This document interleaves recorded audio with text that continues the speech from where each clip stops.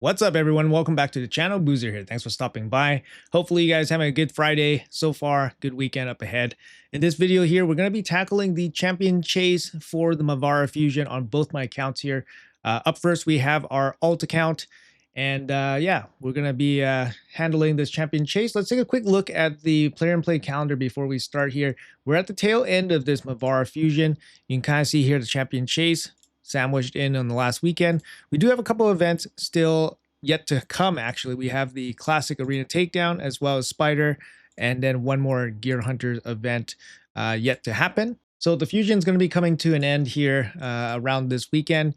And keep in mind that you must fuse the fusion within this allotted time frame. So you only have 5.5 days to fuse her. So you can't hold on to her or anything like that. So make sure you fuse her probably during this champion chase so you can get some additional credit for her. If you guys can swing that, definitely try to get everything done so you can get an additional 500 points for her. Now, another nice surprise that we got this morning was actually in the shop. So if you go into the shop here today, make sure you guys grab this. Although I don't think anybody's going to miss this. This is a pretty nice bit of rewards here. And it's going to be active in the shop for 2.5 weeks. So make sure you guys grab this. It's a free promise jar, free legendary totem. These are pretty big. The relic material, I mean, you're most likely going to get a rare out of this, but it is what it is. Maybe you get super lucky and you get a mythical, maybe, I don't know, 0.5, was it 0.05% of a chance? It's from 100 epic materials. But hey, free gift for community weeks. Let's go, right? That is a nice surprise. Now, what is not a very nice surprise, I guess, is this champion chase. Now, I wouldn't say that this is very surprising because after they announced that it was going to be 2x sacred shards for this event, so that's going to be what's happening right now. We kind of knew that the champion chase was going to be a little bit more expensive than we hoped for. 5,500 for the full shebang, for the full 75 is actually more than what a lot of people were guessing. People were saying that the full 75 would cost as much as 7,500. Now, I was kind of skeptical about that, thinking that the full 75 could potentially top out at 5,500, to be honest. However, I'm not a huge fan of the full 75 being available in only 2 chunks. I would have liked it to be in 3 chunks so that it gave people a bit more flexibility to pay a bit less for 50 instead of paying up for 75.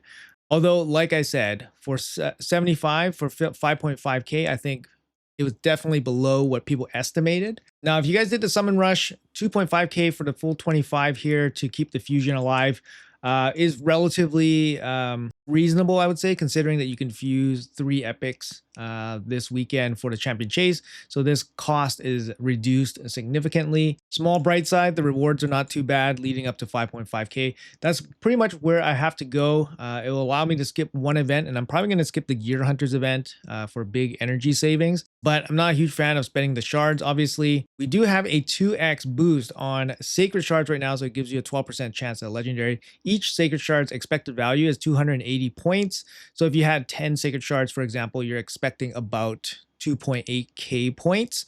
We do have a 10x boost on Phemo here, Phemo the Shepherd. We covered this guy in a couple of videos here. I'm a huge not fan of this guy. I think his kit is very, very weak. Now that's fine and all because not every champion needs to be super strong or anything like that. But Phemo, yeah, he's definitely a very, very weak legendary. But he looks pretty cool. He's got increased defense and a shield. I mean, he can be helpful, right, for early game, for progressing players. But generally speaking, I think his kit is very, very weak, and you wouldn't use him outside of situations where you had to use this guy, like for example, faction wars or something like that. He's probably going to be okay in, but otherwise, I really don't care for this guy at all. We'll pull some sacred shards here to take advantage of the 2x boost and all that stuff, but this is going to be a champion chase where we basically scrape together whatever we can to finish it off as efficiently as possible. We do have a couple remnants on both our accounts here. I will probably save the prism crystals moving forward to start building them up again. The current pool or prism pool wasn't too bad. Only really want Firo from the pool. Don't really care about Phemo again, but we'll hold on to the crystals there. Mystery shards for a non-boosted rate is worth about 31 points each, so you probably have to maybe throw some of these in there as well, but we'll try to do it with mystery shards. Broad Maws, I think we have a couple Broad Maws here. We got 2 Thespies. Let's pull those off right away. So we got an easy 500 points here just to start off the fusion, or start off this champion chase, excuse me. All right. I didn't realize how nice the game looks on like higher graphics. I always played the game on very low graphics. But yeah, after getting the new PC, playing it on higher graphics, like the visuals really, really pop. Like they're really bright. It looks well, it looks kind of almost foggy-ish, but it looks really nice. Anyway, so we got those easy 500. In terms of broad mods, I think we only have two. Yeah, we have two broad mods here. We can train this guy up and then we can build that up. So that's an easy 700 points. So this is why it's important to hold on to these rares for these champion chases. So I can expect another 700 points there. Now we have two remnants here as well. Let's see what we pull from this. This is potentially pretty big. We're on the alt account, but we're expecting, two epics. So let's see. Maybe we'll get lucky. Yep, epic. Okay. A void epic. We'll take that. 350 points there. We'll take it. And another epic, and it's just a regular epic here. So 600 points from those two remnants. So not too bad there. All right, so let's pull down our sacreds a little bit here just to see how many points we can get. Maybe we get lucky with some legendaries. We got 41 sacred shards here on the alt account. Let's pull down to like maybe 35. Let's pull 6 to start and see where we are. Not sure about mercy or anything like that. Right now we're at, after this epic, we're at 1,350 points. And then we can expect 700 from two broad mods as well. Looks kind of hazy, right? This it's kind of hazy, I think. Come on. It's like it's nice and vibrant, but it's kind of hazy a little bit. Hey, we got legendary, and it's gonna be Astrolon. Astrolon has actually been he actually showed up in a recent community post from the official raid Shadow Legends YouTube channel, and they were asking about favorite content creators. I was actually very surprised that they would ask that and put it out there. But yeah, definitely check out that kind of community post from the Raid Shadow Legends official YouTube channel. That's where we most recently seen Astrolon. I mean, Astrolon was one of my first DPS champions or damage dealing champions I was using exclusively on my account because he was a fusion. Valentine's Day fusion. He's the first of this model, this character model. You don't see you see pretty often now, the ones with the wings and stuff. Decreased defense A1. He's got the single target hit here. This was supposed to counter like Necrit. Necrit was a big deal back in the day. But yeah, he had an ability that kind of countered Necrit here with this. And then he had the 4-turn AoE stun. Now this was a pretty strong ability back in the day. Obviously not very strong now. It's on a this one's on a 4-turn cooldown. But having an AoE stun was a pretty big deal back in the day. But yeah, we got Astrolon here. Still cool champion. Has some synergies here with Sissia, I think. Actually, sorry, Countess Lix. That was the one, Countess Lix. Sissia is with Cardio, the other winged character. So anyways, let's jump into this. Yeah, we still got some more to pull. Maybe we'll get lucky again. Mercy got a fresh restart here. So 500 points from the Astrolon. Not sure if Faction Guardians, if he's going to fit in there. I think it might be full for Sacred Order. Lockwayne for Mikage, I think. Not necessary for me. All right, so this is our 6th Sacred Shard. Got 1 Lego. I guess it's not too bad here. Let's just check the points here real quick. All right, so we're sitting just under 2,900 points. We'll pull a handful more Sacred Shards. Keep in mind that you should probably, if you guys are pulling Sacred Shards, make sure you guys pull them first, just in case you guys pull the Epic, for example. It might save you guys a little bit on the cost. But we'll pull up to total of 10, so we'll pull 4 more. How about we pull 4 more? And then, like I said, we'll probably have to finish it off with Mystery Shards. We also got 700 points from Broad Maws, so we'll keep that all in mind. Let's go. Come on. We get a Lego. If we can get a Lego, that helps out a little bit. Starting off the Mercy again. Fresh Mercy, 12% chance. Come on, let's go 1 more. Also keep in mind that right now this champion chase basically is, multiple summoning events all together. So far we pulled 10 Sacred Shards, only 1 Lego. So kind of highlights how bad the rates are, to be honest. All right, we might as well put the broad malls together here just so we get a clear idea of how many points we have. The good thing about Champion Chase is that it does give you some flexibility on what you can use. So you can kind of see I'm just using a bunch of extra stuff had laying around. So it does give you flexibility. But obviously this is not the ideal situation where we have to pull 5,500 points for Champion Chase. But we still have some options here. So let's do this. So we can fuse 2 broad malls here. And yeah, there it goes. Not too bad. Not too bad when you got some of this stuff already done. So Broadmaw 1. And then we'll see where our points end up. Like I said, we'll probably end up pulling mystery shards. Broadmaw 1, 350 points. It's kind of nice, helpful. You guys might notice when I pull void shards, I'm actually happy to see the rares because I have a huge backlog of these and none of the rock guys. So there we go, million silver. All right, boom, 700 points here from spare parts. And that gets us pretty close, 1,300 points away. I'm going to pull 2 more sacred shards to make the total 12. And then depending what we get from there, we'll finish it off with mystery shards. I don't have a ton of mystery shards on this account. Like I can pull 1,000 and we'll be good. But then I have no mystery shards. So in that case, I think we'll try to take advantage of the boosted 2x sacred here. We'll throw 2 sacreds again into this champion chase. See if we can get lucky. Then we can save some mystery shards. But let's see if we get lucky here. Come on, we got 12% chance. And no luck. So we have to pull about 600 mystery shards. We'll do that off camera here. So total cost for this champion chase would have been 12 sacred shards. We got 1 legendary, which is pretty below average, I'd say, for 12x, 12% rates. We pulled 2 remnants. We pulled 2 broad mauls. And then we pulled the 2 Thispies, and then we'll have to pull 600 mystery shards. Now, if you guys think about the total cost of all that, 12 sacred shards being the big bulk of it, you're basically completing 3 summon rushes equivalent because we're getting 75 fragments, which is the equivalent of 3 summon rushes. If you were to do 3 summon rushes separately, that'll be the equivalent of 18 sacred shards. So you actually don't come out too far behind, or actually too far ahead, but it does give you some flexibility in terms of what kind of shards you're using. So it's something that I've been hearing from a lot of people around the community saying that this is terrible, we're like totally ruined and all that stuff. It really comes down to what kind of resources and shards you guys have on your account. If you guys just strictly had sacred shards, it might have made more sense to do summon rush first. But if you guys have a mix of different resources, different areas where you guys can get champion points from, then champion chase definitely looks more attractive that way. Now, unfortunately, we didn't get lucky or anything like that. Sacred Ore is already maxed out. We already have multiple Astrolons on this account, unfortunately. But the fusion is going to be finished off here with a couple hundred mystery shards. Yeah, 450 mystery shards. I might go for the mythical book, unfortunately. I don't know. I mean, we're going to fuse 2 more Thispies. Might be able to fuse 1 more Thisby and then only have to pull 200 mystery shards. But if we get kind of relatively close, I mean, if I fuse Mavara, it's going to be another 500 points, and then I have to squeeze together 1,500 points. That's quite a bit. But I think maybe I'll think about it.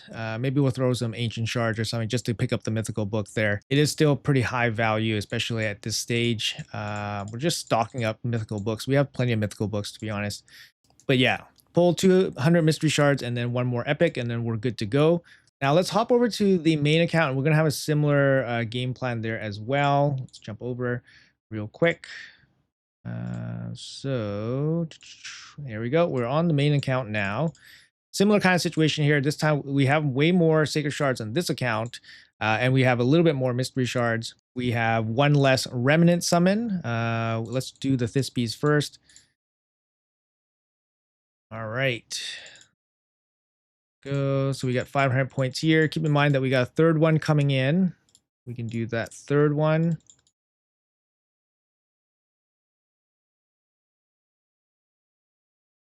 Okay, so that's done. Fusions, Broadmaws, how many do we have? We have 2 Broadmaws again. So like I said, there's some bottlenecks here, right? This guy's bottleneck, this guy's a bottleneck. Let's do the remnant summon. Maybe we'll get lucky. And nothing. Okay. 250 there, so we're at 750. Same kind of situation. We'll keep the prism. We have the prism red dot started on this account, so we'll just start saving. Yeah, we'll just pull some sacred shards and see where everything lands at the end of it. Okay, so similar game plan here. Let's pull, I guess, 12, 10 or 12. See where it goes. See where it goes. Alika actually became useful in Cintranos. You can hit relatively hard with the lockout ability as well. Terror Beast. The terror of this champion chase. All right, all right. Delaja, piece for Makage. And Bankler. Now I'm kind of surprised that they didn't offer the epics that fuse into Tatsu, because then they offered the epics that fused into Kira the week before or the week leading up to the champion chase. I would imagine that the Tatsu epics probably will be coming sometime in the near future. Just my own speculation, but it kind of makes sense. Bang Cleric, kind of useful. Does bring a revive. Madek. What is he? Is he a damage dealer? Triple hit, block, buff, block active. It's on a single target. Kind of sucks. Kind of sucks. Removes one buff, steals target under. No, it's kind of sucks. No thanks, Maddict.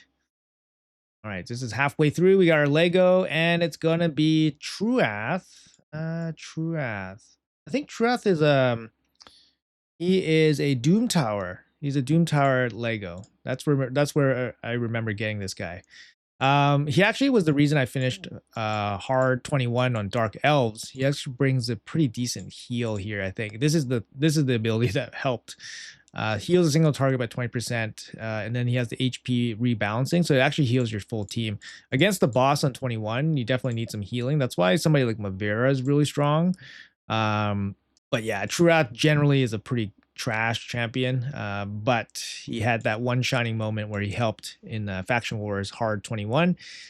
So always a small soft spot for this guy, but he's otherwise pretty trashy. He's a free Lego, I guess. All right, come on. What else we got here? Konaru, no thanks. This is our 8th Sacred Shard. Hey, we got another gold. And we got Osgron again. We actually pulled this guy not too long ago. Pulled this guy in 2026. I actually didn't finish building my first one yet. He's just finishing off the masteries. Very good champion, actually. Kind of works pretty well for this, Mercurial meta. He's got an A1, 75% chance of increasing the cooldown of a random active by 2 turns. And then he also fills all allies turn meter by 10%. This is pretty good. It's a pretty good A1. His A2, 3-turn cooldown, full enemy strip with a turn meter drop by 20% if their turn meter is 50% or less. If the enemy's turn meter is more than 50%, it will drop it down to 50% instead. So potentially it could be like a 49% turn meter drop or more, potentially.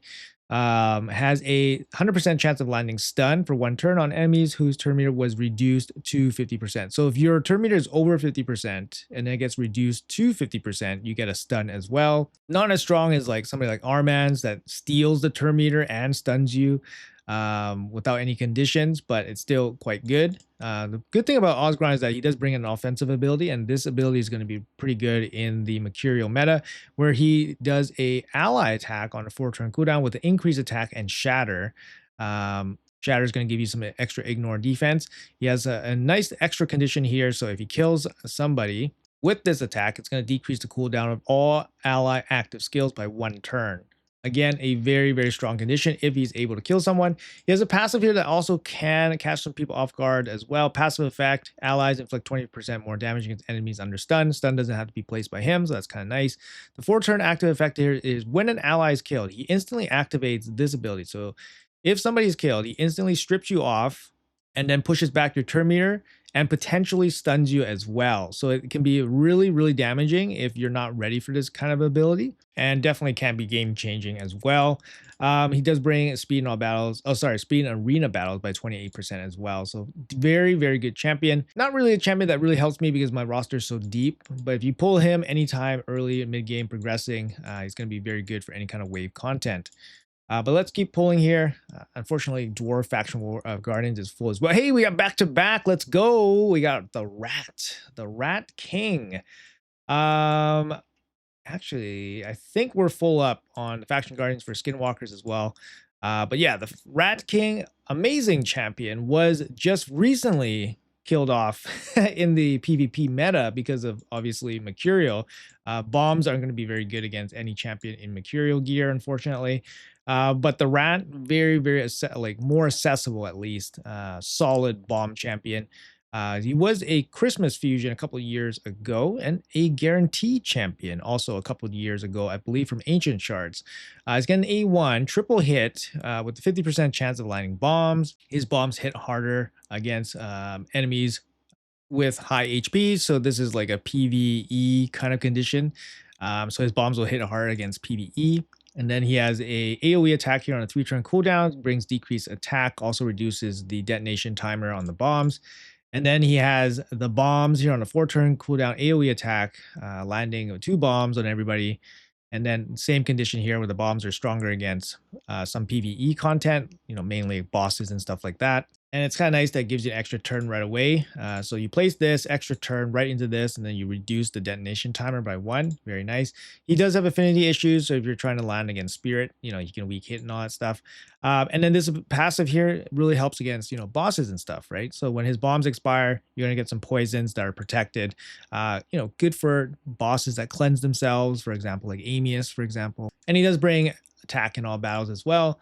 Just an overall very solid champion, very good in a lot of areas in the game, but unfortunately, gonna get pushed out of the meta here once Mercurial starts popping up more and more on champions. All right, let's pull one more and see where the points stand. We did get lucky here with 2 legendaries. Oh, we got 3 legendaries. Oh my goodness, we got 3 back to back to back. That's crazy. Okay, don't think I've ever gotten 3 back to back to back. Now that's pretty dang lucky, I gotta say. 12%, 12%, 12%. Yeah, we got Shayak here. I mean, Shayak, we have Shayak, so he's gonna be a dupe, and our faction guardian is full, so literally no benefit to us. But this guy with Crocad is absolutely insane, right? He's gonna decrease defense A1, so you send him in, he decreases defenses the enemy, and then Crocad comes in with a big AoE blast.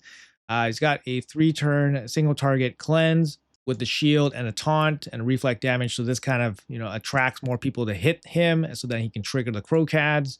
And then he's got a 3-turn turn meter fill with the AoE block buffs. He also brings speed in all battles. He has a passive here that's kind of useless, I would say. I don't know. I don't think this is super useful because it places Hex. The Hex can boost damage and all that.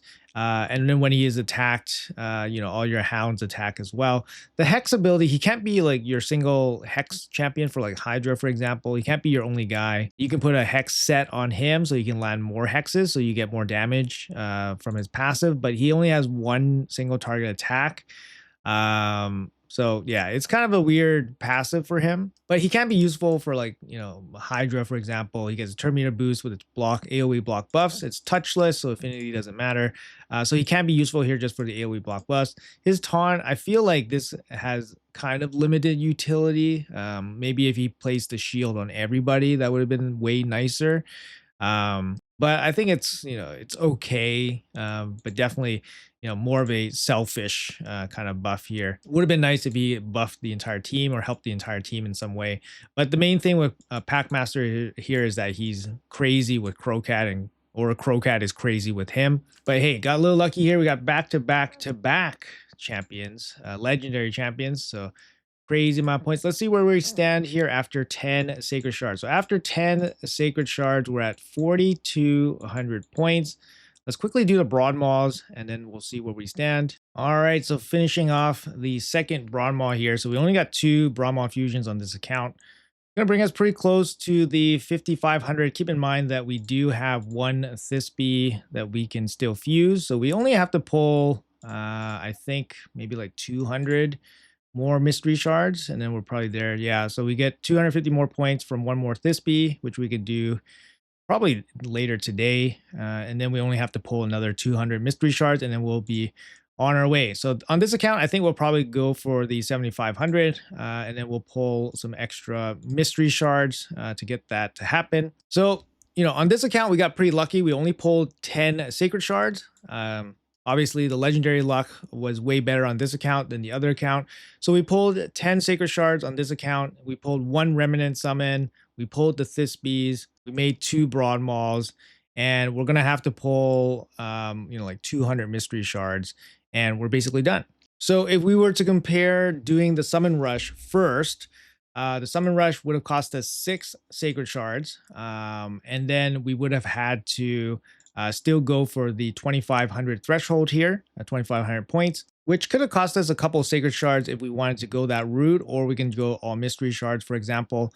But keep in mind that if we go for 5,500 here, that's 3 summoning events or 3 events getting covered, or the equivalent to that. So there is some value there, especially if you're strapped for like energy, or strapped for chickens, or strapped for silver or whatever. But for me personally, like going for the summon rush in the beginning for 6 sacred shards, and then trying to scrape the barrel to get 2,500 here, and then just using residual energy to finish off 1 extra event. Probably would have been more ideal. So unfortunately, our fusion schedule plan didn't work out exactly as we hoped, but we'll live and learn and keep this in mind for future schedule planning.